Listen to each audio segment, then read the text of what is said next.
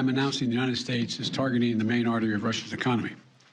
We're banning all imports of Russian oil and gas and energy.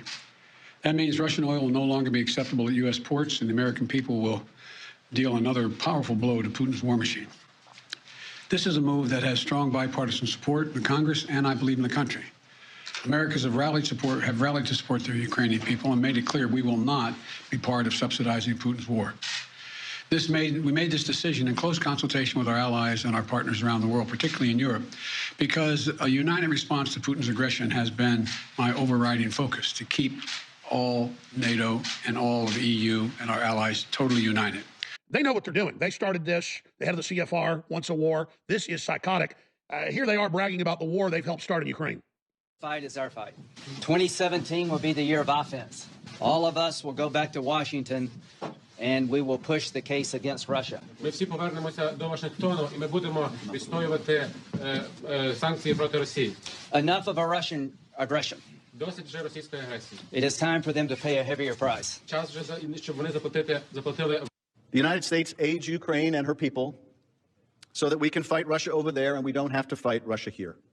When the Soviet Union, the Soviet Empire collapsed, and as the empire collapsed, I moved in and picked up the pieces, first in Hungary in 1984, and then Poland in 87, China in 87 as well. So this is how the Soros Empire was replacing the Soviet Empire. Why does Soros brag? Because they want to piss the Russians off to invade, and they got them to do it. So people are all in two camps 2 weeks ago. Either Alex, you should be pro-Putin, he's fighting the globalists, he's tired of being pushed around, and Russia's Christian now, and you should be for Putin. Or he's the worst guy on earth, we should start bombing Russian troops and have World War III. Not for that either, because I see 3, 4, 5, 6, 7, 8, 9, 10, 20 moves out, and it's not hard to see this. I told you a month ago, the war started, they would cut off the energy worldwide, use that as the pretext to cover up for the supply chain breakdowns. And now they're saying, oh, the energy prices are high. Oh, the food isn't getting delivered. Oh, the third world's starving to death. Not because of 2 years of lockdowns in the third world, where the IMF and World Bank ordered it. No, because of Putin. And then Biden doesn't let the U.S. drill in the Gulf. He kills all the new oil leases on public lands, many on private lands. He kills the Keystone Pipeline. They kill it all.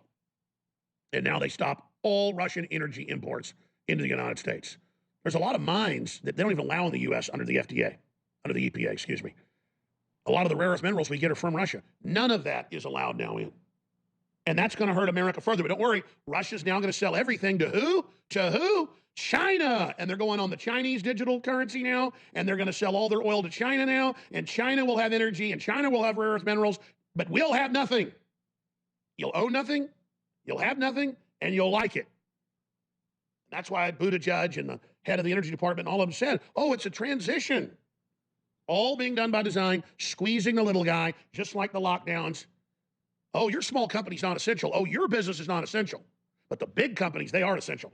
Here's Biden, who really, going back to being a senator, was the globalist in charge of Ukraine. It's kind of like his little duchy, his little fiefdom, his little area that he runs for the bosses. And here he is saying that, oh, if we bring Ukraine in, that's the red line for Russia. Here it is. I think the one place where the greatest consternation would be caused in the short term for admission, having nothing to do with the merit and preparedness of the country to come in, would be to admit the Baltic states now in terms of NATO-Russian, U.S.-Russian relations.